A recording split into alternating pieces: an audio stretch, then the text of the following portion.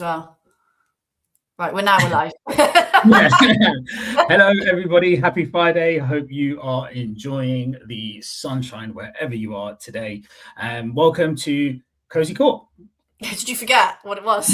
I had to look down for a minute just to remember what we were introducing. Welcome to KOSI Kourt. Kate, can you tell us the format for today?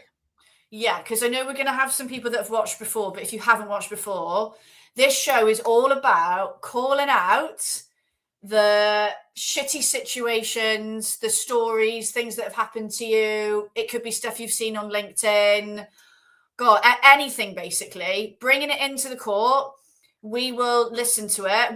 We bring our own stuff into the court as well. And then we're going to always come to the audience first and ask you if you think it's a guilty verdict or a not guilty verdict, and we will then pass the final judgment on it. So we have got our own stuff to bring into court today, but if you are watching and you've got something you want to bring, chuck it in the chat, whether it's you're watching, well, no, you can only watch it on YouTube anyway. Chuck it in the chat and we'll bring it to court. But also, if you want it to be anonymous, just drop it into our inbox. All our details are on the YouTube channel and we can use it for the next one because we do this once a month. Yeah, exactly. Cool. So, I'm up first. This is excited. This is an interesting one. So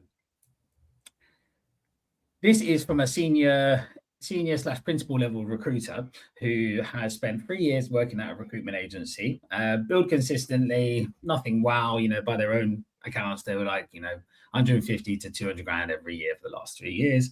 They're a good egg. This is again from the recruiter. So they said they're a good egg. They turn up. They don't mess about, so on and so forth. They've decided that they want to change the scenery. They've decided to leave. They've beared in mind that he's been billing and profitable, etc. He thought when he handed his notice in that they would pay him his commission. Been there 3 years, billed, and I think it was like 7-8 grand commission, I think is what they said to me. And the agency said, no, there's no commission. This is your last day. You'll be paid your salary and your salary alone. So he's been there for 3 years. He's billed consistently by his own admission. He's a good egg. He's not an idiot. He thought he had a great relationship. When he went to hand in his notice, he was like, everyone was really nice and thankful, so on and so forth. But then he got the email confirming his notice, said, this is your last day and here's your final paycheck details. And he was like, well, where's my comms? And they were like, no comms. Comms is at our discretion, which I think is standard, right? Comms at discretion is standard in your contract. But should that agency have paid this chap his commission? Yes or no is the question, really. And is the agency guilty? Is the agency guilty of being twats or not guilty? So, viewers, put your opinion on this in the comments. So I had this happen to me when I left my first recruitment role. I lost my commission. I don't think it was anything crazy, though, so I didn't cry over it. But my second role I left, I purposely navigated when I handed my notice in because I was due a good amount and I didn't want to risk losing it. Mm-hmm. Do I think in this day and age they're guilty? Yeah, I do a little bit, because I think if we've had some disagree. They absolutely should have paid him as he worked for it. I think he was a good egg. He was committed to the role, didn't do anything shady. He's perfectly entitled to go and get a new job. Mm-hmm. So just pay the guy pay his commission. He's worked his ass off. Yeah. I've got to say, it's one of those things, right? I know why it's in the contract. You're coming from your ops head here as well, aren't you? I know, yeah. You've got to have it. You've got it in the contract. You've got it in your contract because you've got to protect the business, and you need to have that element of control over it and have that discretion element in it. I get that completely. And you use it when you need to use it. But in reality, when it comes to money, make sure it's in your bank account and not sitting at off someone else's whim before you hand your notice in. I mean, it's classic, isn't it? You always, I remember the first time I worked at an agency where commission checks were quarterly, and it was like, I remember getting there thinking, this is rubbish. But I think the idea is, that they'd been paid all the money by the clients, and therefore they could pay the commission out, and they weren't forking out before the agency had been paid by their clients. Yeah. But honestly, the notices that used to go in, so people would get lumpy quarterly commission checks, and then literally on payday, money landed in the account and off they go. So yeah, I do get your point, because now you've said that, I'm like, well, actually, coming from a business owner's perspective, that's 7, 8. Do you say it was 7 grand? 7, 8 grand, yeah. That's a lot of money as a cost to the business to go to somebody that's leaving. But we've had Sarah. Hi, Sarah. I do think they should have paid him. So we've got Therese saying they should have paid him. Sarah saying they should have paid him.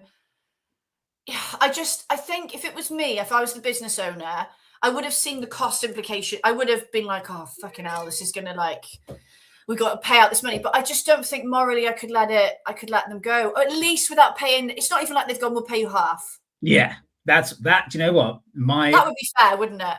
I think paying it all would be fair, because actually, if you want them to ever come back to you, recruitment is a small industry, so on and so forth. Like, the guy's done you nothing wrong. He's always worked. He's always built. He's always been profitable. So for me, I just think you should just pay the whole thing. But if you are cash strapped and you don't want to fork out money for someone that's going to be leaving, and you technically are okay because you've got your contract is right, yeah, come to the table with an offer of some kind. But to just turn around and say, no, here's your last day and here's your this is your final paycheck. Yeah, thanks for making us loads of money for 3 years. Not loads of money, but thanks for making us money for 3 years and being a good egg. Yeah, not for me. Do you know what? That's a really good point, Therese. You would have paid him the commission anyway if he was staying, plus his salary. And he's leaving, so you've got less of a salary to pay. So regardless of whether he's resigned, that money would have been going out anyway. So I suppose that's I didn't think of it that way. Thing is though, I think a lot of recruiters get this wrong. Your commission is not yours. I've never seen a recruitment consultant's employment contract that doesn't say commission and bonuses is wholly at the discretion of the business, full stop, right? They can change it when they want, how they want, etc. It's obviously not a good thing to change, but yeah, I thought that was a really interesting one. The reason why I found that one interesting was because he's just been a good egg. Like, if it was me, I'd have paid him and just hoped that he was going to come back or say good things about us, because he's clearly going to be in the industry. Because if he goes where he's gone to and he doesn't like it, if he was a really good, consistent person you could rely on to bill, you need those people in your team. I'd want him back. Yeah. Agreed. So what are we voting on this one? I'm going to say guilty. I think I can guess what you both think, Sarah and Therese. I'm guessing it's a guilty. They're guilty. Ivan, the agency, is guilty. Guilty for guilty. Yeah. Guilty for being, I don't know, greedy, just not doing the right thing. Yeah. Guilty for being mean. Yeah. No, that's a good one to bring to the table, because I bet that happens a lot. Oh, so much. I do think it's a bit naive of the guy. If that was my son and he's in the world of work and he's telling me, yeah, Dad, I need to resign. The thing I'd say is well, when you get your commission check, why don't you just resign after you've been paid? That's like I said, I navigated my whole exit from my last agency when I'd set the business up around my commission payment. Yeah. And anything I was due after that, or was meant to be due, I just got a couple of my colleagues to put it through as you, because I'm not going to get it anyway. You might as well get it instead of them getting it. Which I probably shouldn't say that out loud, because I don't know if this is years ago now, but I was like, you have it. Just put the placement through as you, because I'm not going to get it. Somebody should get it. Yeah, exactly. You have it. Yeah. Because I'm guilty's all round. My turn. Right. I'm bringing something to the table today, which I know winds you up and you've noticed it, but I'm interested to see what people listening, watching think, even if it's after the fact and you're watching this later down the line. I have noticed, right, I'll put a post up and you get these comments. Usually they're from techie companies, or will do your outreach for you, your sourcing for you, AI, blah, blah, blah, bullshit. Yeah. And they comment on the post, a post that I can only say you would look at it and you would know that chat has written that post. That comment is not written by them. All they're doing is regurgitating what I've said. So they've copied they've copied my post, put it in chat. What should I comment on this? Comment this, Mr. or Mrs. Person or Miss Person. Copy, paste, job done.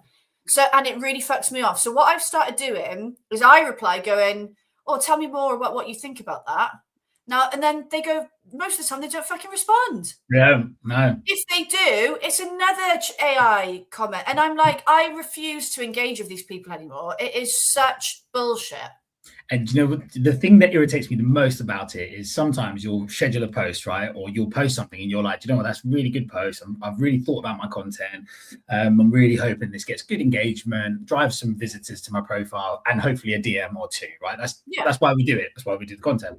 So you put all that time and effort in, and then you might be on a call or in a meeting, or we're doing KOSI Kourt. We finish KOSI Kourt. I look at my phone. Oh, 6 notifications. Yes, wicked. The post is doing well. And then you go on and read it, and it's that bloody AI robot chat. Yeah, it's annoying. Slop. And you're like, oh my God, it's just like your hopes and dreams dashed. Yeah. I just want recruitment founders. I want recruitment founders and ops people liking my post and engaging with my post. Why are you wasting my notifications? And the feeling of like, you get excited. You can't help but get excited, man. I get excited about. Yeah, you do. I wouldn't be so bothered if they'd just written their own comment and they brought something to the table. And look, I'm not sitting here saying I never use ChatGPT. If I was fully in control of writing my own, my idea, all my posts and my ideas, I get chat to help me formulate them, because the way I write without that formulation is very waffly and too much. It's too much, right? So I have to make it more succinct. But they're my ideas. It's my brain, my creativity, my experiences, all of it. Whereas they're not even using their brain for the comment. They're just, they could, but they're just not. And it bugs me. Really bugs me. I don't know if anyone watching is having the same thing happen on their socials, because I've noticed a rise in it. Do you know what? Even when I'm on my travels on LinkedIn, you know, when I'm like on the feed and stuff like that, like I'll have a little scroll of an evening. You know, sometimes the first, like a comment shows on the feed as well. Sometimes you can see a comment. Sometimes these comments are making it onto the feed as well. I mean, that's obviously why they're doing it, right? But I see it on loads of other people's posts and stuff. I just don't even reply. As soon as I see it looking remotely like AI ChatGPT slop, I'm just like, no, I'm not interested. Yeah. We talked about it on KOSI, the pod. We talked about we did. In fact, that's gone out. That short from the show where we were talking about the AI post that girl put out has gone out today. Yeah, nice. Oh, yeah, did I? Sorry. Yeah. So that's what I had to bring to the table. So I think we all know what my vote is on that one, but yeah, I think that is a terrible use of ChatGPT, and also you haven't even configured your prompt or your ChatGPT to do better than just to sound like you, to reword and just agree. Like even if you prompted it to say, "Hey, give me an alternative view on this," like you haven't even been clever enough to do that. You've just gone. No, that's what I mean. It's so basic, bitch, isn't it? It's like, we're not the only one. I get it too and hate it. I sometimes just delete those comments. That's not a bad shout, actually, because what they want. I wonder if that does affect the promotion of your post. I'll have to look into that, but that's not a bad idea, because then they're not getting that platform, are they? The airtime that they want. Do you know what though? How many do you reckon you get a week? I must get at least. You probably get more than me. I must get at least. I'm posting most days, so I'm getting at least 5, because there's one on every one now. No, I'm not. It depends. Like the last few weeks, I all of a sudden had like 3 or 4, and then now there's been a lull where I don't have them. But I would say you would get them more, because you're more in the sort of But it's very annoying. I'm going to look into if I delete comments, if it affects. LinkedIn will like not depromote. What's the word I'm looking for? Punish. Yeah, like punish me for it. Yeah, it's very annoying. So I had to bring that. So I think we can probably all agree on the verdict on this one. Guilty of lots of things. Guilty. We're on fire today. We are. This is a really interesting one. So I got this from quite a senior recruiter. I think they're like a team lead or a manager, actually. But basically, someone on the sales floor has discovered an application on their laptops specifically. One person found it on their laptop, and then they were like, checked everyone else's, like checked with their friends. Hey, can I just check if you've got this application sitting in the background here, this and the other? Like, basically, the agency that they worked for had put this like tracking application or software on their machine, so it picks up it tracks everything. downloads, sites you're on, you know, where, you know, it's like a spy thing. Like a spy thing, yeah, basically like a tracker, like a tracking, Ooh. spy tracking thing on their laptops, and they've all got it on their machine.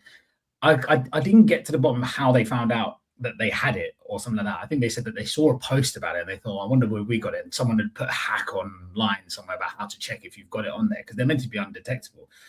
Anyway, this guy has been approached by the junior guys saying, hey, like, surely that's not cool. Like, and that, should we not bring that up? Can you bring this up, like, to the owner? Yeah. What the fuck?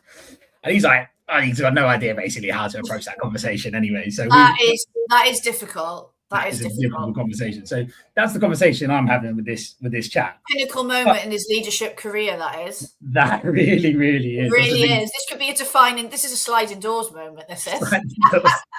If he gets the open to work banner on next week, we know how it went. We know how it went, yeah. He's so that's the conversation I'm having with him. But it got me thinking, are the owners of the agency guilty of being like a big brother nation? Like, is that too far? Is that too much? I think it's too. Or is it's their laptop, it's their business, you're only meant to use it for work. You've probably signed a usage policy, a tools usage policy. So, you know, it's their laptop, their business, they can do what they want. Like, where does it, or is it too far? It's a hard one, right? Operationally, I love it. Initially, straight away, as soon as you were talking, I was like, this is bang out of order, invasion of privacy, da-da-da-da-da. But then you reminded me just then, it's their laptops. It's so difficult, because if they're just work laptops and nothing else, then, because I'm pretty sure in my first recruitment role, there was something like this going on. Because I remember people like, don't connect to the Wi-Fi with your personal phone. They'll be able to see. It was like this conspiracy in the office. Like, they'll be able to see what you're doing. And we all believed it. It was like, this was like 14 years ago now. We were like proper paranoid. And apparently they could see everything on our computers as well. Like, everything we were doing. But like, I don't know. Like, when I managed somebody, I had access to his inbox, so I could monitor his inbox to see like what's he actually doing, and we could see when he was online and not offline. I don't know if it's the level of spying that makes me uncomfortable with this, because this sounds like it. And he knew, the person I was managing knew we could see this stuff. They don't know that this spy stuff is on there. If there's nothing dodgy going on, I would say, at least if they say, look, we've got this stuff to protect our laptops, they're work related, it's for, you know, protection against our data, viruses, blah, blah, blah, blah. So it's there. So just be aware of that when you're using these laptops. It's like they're trying to catch them out on something. Yeah, do you know what? That's a fair point. I actually haven't thought about that. That angle point is really important. It's the fact that it's not been like publicly talked about and openly talked about that. Hey, by the way, we do have this stuff on here, just as an FYI notice. I think that's what makes me uncomfortable. Yeah. The level of check. I mean, I know that people have this software, and I know that this type of software exists, right? It makes sense. Like, you know, people do need to be able to monitor things that happen on laptops, like government laptops. Are they working remotely? Oh, I don't know, actually. I mean, they've got laptops, so I imagine they do a few days from home and they're in the office. I know that they've got an office in London, so. But I don't know. For me, I was like, it's their laptops. The laptops are theirs. It's their company. They're probably not guilty of being a big brother nation-ish. They're probably just guilty of not being transparent about it. That's probably where I lean to. I think that's what makes me uncomfortable, is that they've only found out by accident. Let's bring up what Therese thinks. Difficult one. Work laptop tells me it's kind of okay, but how much do you want to micromanage your staff? I don't know how I feel about this. First feel was hell no. That's similar to what I felt. Thinking about it, if they let them know they're being tracked, it makes a different story. Completely different story. I think if there's nothing sinister, I'm not saying they're being sinister, but I just think, what's the need to hide it? Because then, if you are honest about it, then people are like, oh, actually, I need to keep this separate. This is a work laptop. Because there is good reason behind it. Imagine if you like go on fucking, like, I remember when I was with my old agency, one of the BDMs let his son use the laptop, because we all worked remotely, so we had work laptops, and he'd fucking downloaded music. And if you think about all this, we had a lot of confidential stuff, and it was not okay. They were like, no, like, you can't be doing stuff like that on your work laptop. Nah. And the other thing as well is some people might not have a personal laptop, right? So if they're using that work laptop on a weekend for personal stuff and they don't know they're being tracked, maybe they do decide to, I don't know, watch porn, like, which again is fine, right? There's nothing wrong with that. But you need to know if someone's going to. Yeah, and also, what I didn't think about is what someone does in their personal time. I get you don't want viruses on your computer, is up to them. They shouldn't then be penalised or thought differently of or judged because you found out they've watched fucking Pornhub at the weekend. Yeah. That's actually, that's fine if they want to do that. But it's actually none of your business. Yeah. And you only know it because you've got a bit of tracking. You spied on them and they don't know that you're spying on them. Exactly. Now, I actually, the more I'm talking about it, I'm not on the fence anymore. This is a guilty for me. I think. What does everyone else think in the comments? Yeah. Yeah, for me, I think it's definitely, I think it's okay to run that type of software. I think you just got to say it. And the fact that it's not openly known in the business as like culturally, they're not all aware of this. I mean, that's the problem. Listen, I don't envy my mate who's got to go and speak to the CEO now. No. It just screams, we don't trust you. Yeah. Yeah. But, it could turn out, that whoever their IT support company is, when they set up the laptops, they put it on there as a standard setup, right? The CEO might not even know that this software exists. I doubt the CEO, I know the agency, they're a pretty cool bunch.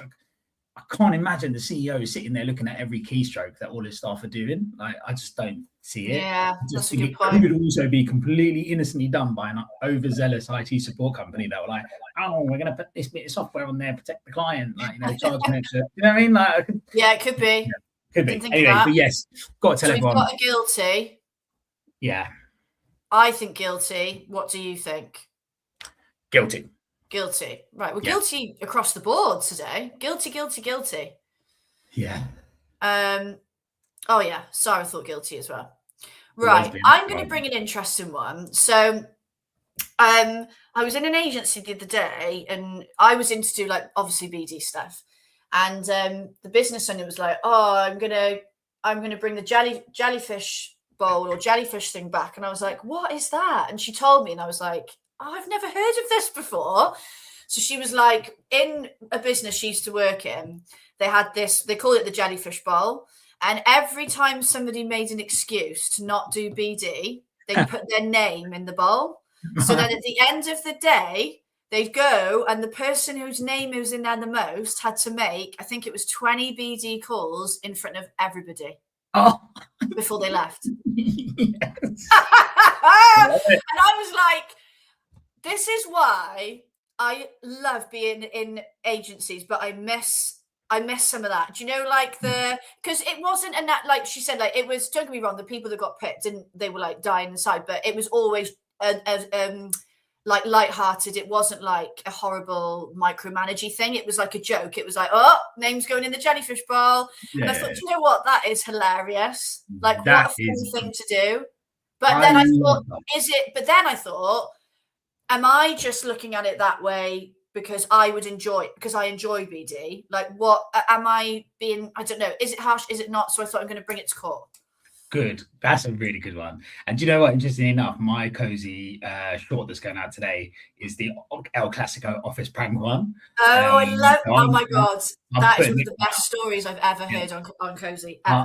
That's going out later. And in my post, I talk about if this video gives you nostalgia about the good old days and the El Clasico prank. That's what it gave me. Yeah.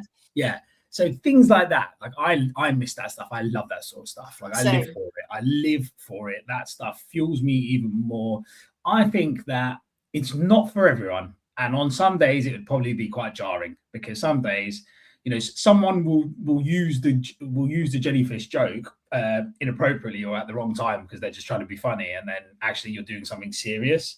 But it's not an inclusive thing, is it? Not everyone's gonna love it. I think maybe every day is a bit of overkill.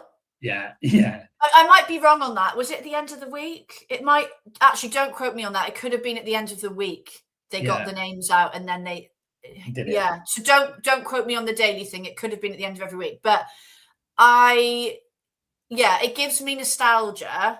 Yeah.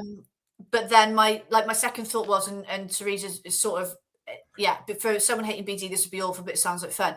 Then I thought, what about the people that are, going through that process of trying to get better at it, enjoy it more? And we all have those points in our career where, where like all of a sudden you have a crisis in confidence, and you just, I mean, it would fucking batter you, wouldn't it? Can you imagine?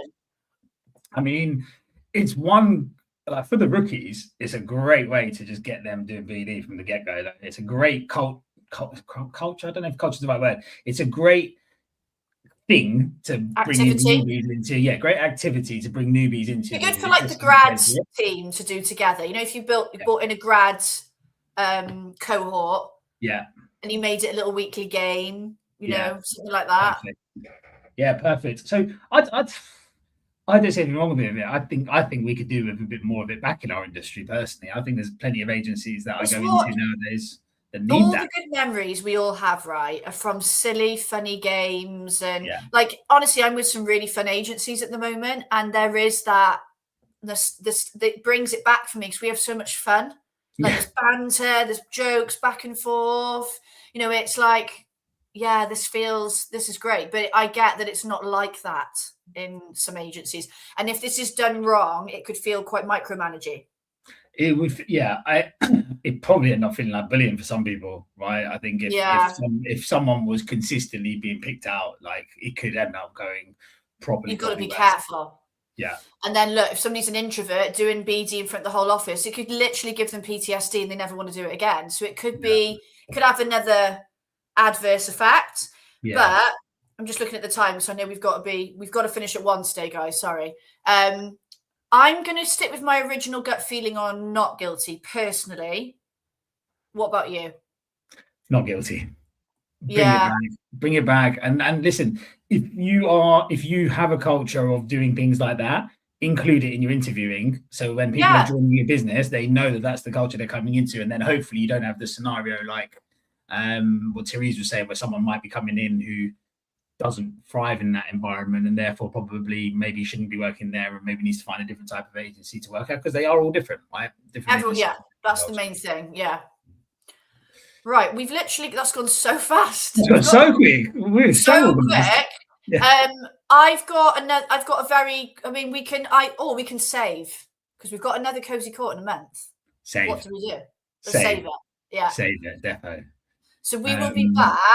We haven't set the date yet, but it's usually around the same time every month, isn't it? So it's probably going to be like around the 19th of of June, something like that. We'll sort it out anyway.